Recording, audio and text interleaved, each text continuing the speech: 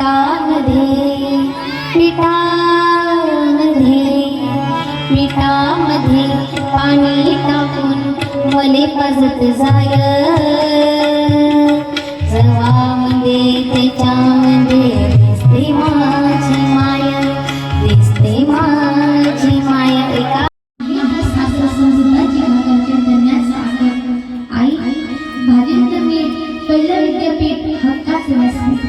अरे दादा आई आईच असते रे नसते सांभाळणारी दाई म्हणजे नोकरी बाई रस्त्यावर पडत नाही व रस्त्यावर मिळत नाही समुद्राची आई आकाशला लागत परताची लेखणी व साक्षात सरस्वती माता आईची उतरलेला बसते ना तर लिहू शकत नाही दादा म्हणून सांगितलेले आहे स्वामी तिन्ही जगाचा आई विना भिकारी. ती आई कशी असते ऐकानो किती साधी असते आपली आई किती गोडी असते आपली आई कुठल्याही प्रकारचा स्वार्थ आपल्या मायेला आपल्यापासून नसतो बाबा फक्त एकच तिच्या मनामध्ये राहतं की आपला पुत्र आपल्या लेकरू आहे ना हा फक्त मोठं व्हावं आणि चांगलं जीवन जगावं एवढंच तिच्या मनामध्ये असतं बाबा. ती आई असते तरी कशी तर कविकाराने सांगितली आहे की माय म्हणजे काय तर सांगता तू कितनी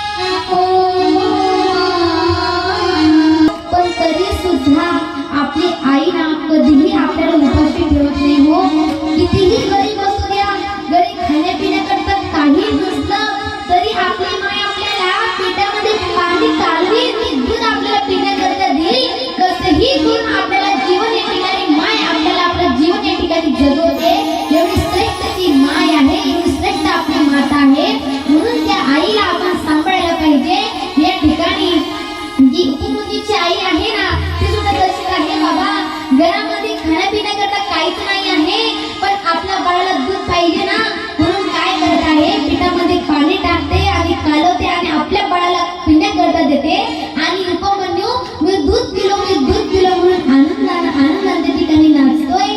आता उपमन्यू शाळेत जायला लागला आणि शाळेत गेल्यानंतर मित्राला म्हणतो अरे मी ना माझी आई मला खूप सुंदर दूध देते मी आज दूध पिऊन आलो म्हणे. असं म्हटल्यानंतर ठीक आहे ऐका आता विद्यालयाच्या ठिकाणी विद्यालय आहे ते सुटलं आणि सुटल्यानंतर सगळे मित्र आता आपापल्या घरी जाणार होते. एका मित्राने सगळ्या मित्राला आपल्या घरी नेलं त्याच्यामध्ये उपमन्यू सुद्धा होते आणि त्या मित्राच्या आईने सुंदर दूध त्या ठिकाणी केलं सुंदर त्या दुधामध्ये साखर टाकली केसर टाकली दोडे टाकले सुंदर त्या ठिकाणी खोबरं किस टाकलं बाबा सुंदर दूध त्या ठिकाणी दिलं सगळ्या मित्रांना दिलं उपमन्यूला सुद्धा दूध दिलं आणि दिल्यानंतर उपमन्यू त्या ठिकाणी काय करत आहे दूध त्या ठिकाणी पिते आणि पिल्यानंतर विचारते त्या मित्राच्या आईला मावशी हे काय आहे असं म्हटल्यानंतर ते सांगताय की हे काय आहे हे दूध आहे बाळा दूध आहे पण माझी आई तर मला असे दूध देत नाही माझी आई मला खूप वेगळे दूध देते. पण त्याची मित्राची आई आहे ना ती चांगली होती मित्राची आई म्हणते बाळा अरे आई रे तुझ्या घरची परिस्थिती खूप गरीब आहे बाबा. घरी गेल्यानंतर आईला हट्ट करू नको बरं का आई म्हणून तसं दूध पे पण ऐका तो कोण आहे ते लहान लेकरू आहे. बालहट्ट हा खूप त्या ठिकाणी भयंकर सांगितलेला आहे. त्या ठिकाणी आता उपमन्यू घरी जातो आणि घरी गेल्यानंतर उपमन्यू आईला म्हणतो त्या ठिकाणी आता आईला म्हणतो आई मला दूध पाहिजे. आईने कोणाच्या ठिकाणी पिठामध्ये पाणी केलं पाणी कालवलं आणि उपमन्यूला देणार पण उपमन्यू म्हणतो आई तू आतापर्यंत मला फसवत होती पण आता तू मला फसवू शकत नाही कारण मी माझ्या मित्राच्या घरी दूध पिऊन आलो. असं म्हटल्यानंतर आता उपमन्यूची आई रडायला लागली म्हणजे बाळा खरं सांगू का रे तुला आपल्या घरी खाण्यापिण्याकरता काहीच नाही आहे. तुझे वडील जे काही मागतात त्याच्यावर आपलं काय चाललेलं आहे आपला संसार चाललेला आपण खातो पितो पण आपल्या घरी दूध आणावं याचे एवढे आपल्याकडे पैसे नाही रे बाळा नाही देऊ शकत आम्ही दूध तुला. असं म्हटल्यानंतर उपमन्यू हट्ट करतो आई मला माहिती नाही मला काय लागणार बरं दुधाचं लागणार त्यानंतर आई बाळाला समजून सांगते, बाळा आई तुझ्या बापाला सुद्धा सांगू नको परिस्थिती, कारण बापाला सांगू नको, कारण तुझे बाबा कसे आहे, वैराग्यशाली आहे, संत आहे रे, तुझ्या बाबाला हे सांगू नको.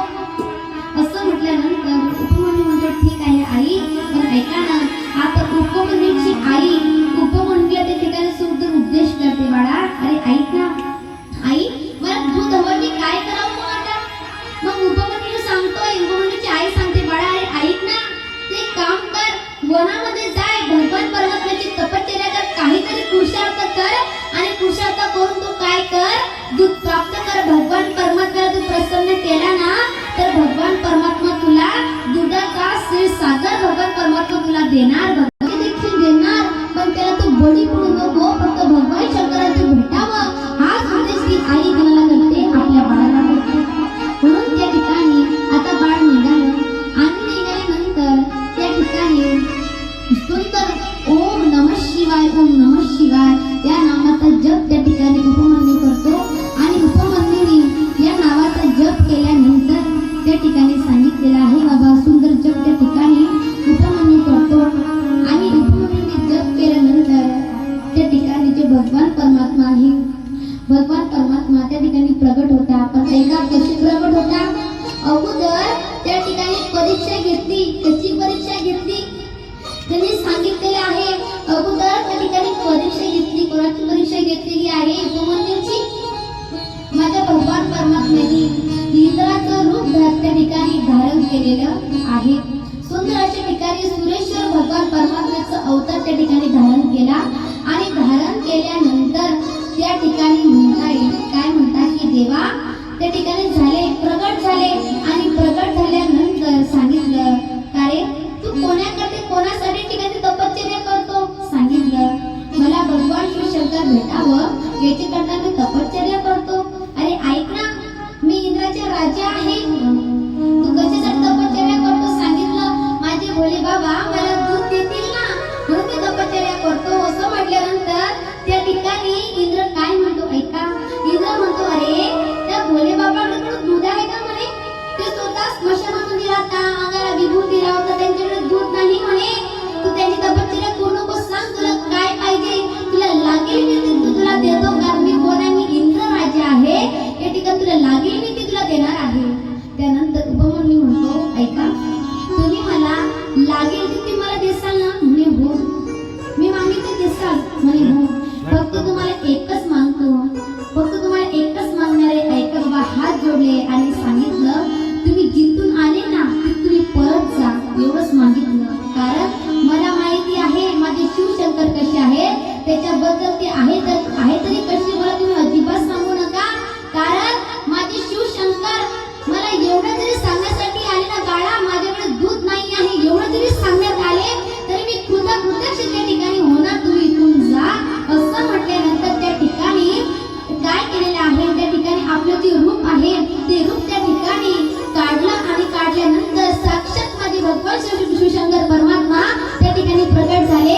आणि प्रगट झाल्यानंतर स्वर्गामध्ये दुमदुमी वाजायला लागली. बाबा स्वर्गातील देवपुष्प हात त्या ठिकाणी टाकायला लागले. आणि त्या ठिकाणी वीरपुराण त्या ठिकाणी सर्व उधळायला लागलेले आहे. कारण साक्षात माझ्या भगवान शिवशंकर परमात्माची जी मूर्ती आहे, हातामध्ये त्रिशूळ आहे, एका हातामध्ये डमरू आहे, मस्तकावर त्रिपुंड धारण केलेलं आहे. असं माझ्या भगवान परमात्म्याचे रूप आहे. आणि ते रूप बघून त्या ठिकाणी 5 वर्षाचं बाळ त्या ठिकाणी आलं. आणि आल्यानंतर जे करुणामय आहे, रडायला लागलं.